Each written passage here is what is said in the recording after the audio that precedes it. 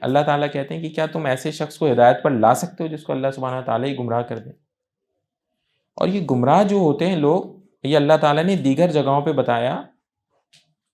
کہ وہ اپنی غلطیوں کی وجہ سے گمراہ ہوتے ہیں، کوئی حسد کی وجہ سے، جیسے اہل کتاب حسد کی وجہ سے گمراہ ہوئے، نبی کریم صلی اللہ علیہ وسلم سے انہوں نے حسد کی، ایمان دل میں نہیں اس طرح سے موجود۔ چنانچہ جو یہاں پہ تذکرہ ہے وہ بھی کچھ اسی نوعیت کا ہے، اور دل سے ایمان لایا نہیں گیا تو اللہ تعالیٰ ایسے لوگوں کو پھر گمراہ کر دیتے۔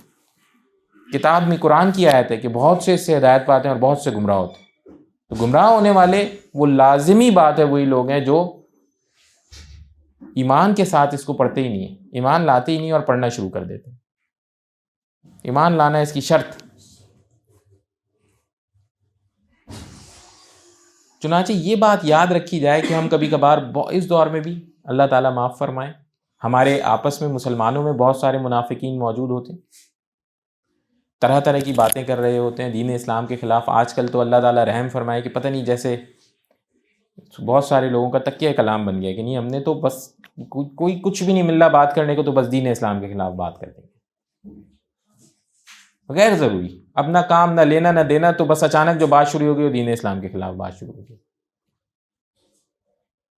تو یہ کیا ہے؟ یہ گمراہی میں، چنانچہ قرآن کی ایک آیت ہے، اس کا ترجمہ ہے کہ تم نے اللہ کو بھلا دیا تو اللہ نے تمہیں تمہارا آپ بھلا دیا۔ یعنی یہ حالت اس قدر بدتر ہو جاتی ہے کہ انسان اپنا آپ ہی بھول جاتا ہے کہ وہ کیا چیز ہے، کہاں سے شروع ہوا، کیا اس کی تخلیق ہے، کیا دیگر مراحل ہیں، ساری چیزیں ختم، دماغ سے اڑا دی جاتی ہیں۔ چنانچہ اس کا نتیجہ یہ ہے کہ اللہ تعالیٰ نے تو آدم علیہ السلام کو خلیفہ بنایا نا، اور یوں انہوں نے اشرف المخلوقات کی صورت میں انسان کو بھیجا، اور حق یہ ہے کہ فرشتوں کو حکم کیا کہ اس کو سجدہ کریں۔ تو جب یہی انسان، یہ اشرف المخلوقات،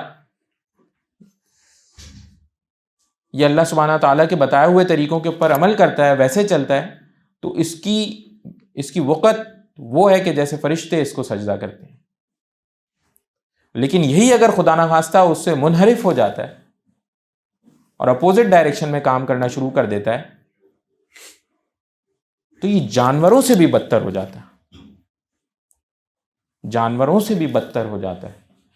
اور یہ بڑی آسان ہے بات سمجھنے کے لیے، جانوروں کے لیے نہیں ہے جہنم، یہ انسانوں کے لیے۔ تو لہٰذا یہ بے انتہا ضروری ہے کہ ہم اس بات کی اہمیت کو سمجھیں، اور یہ اپنے دماغ میں لائیں، یہ دل میں لائیں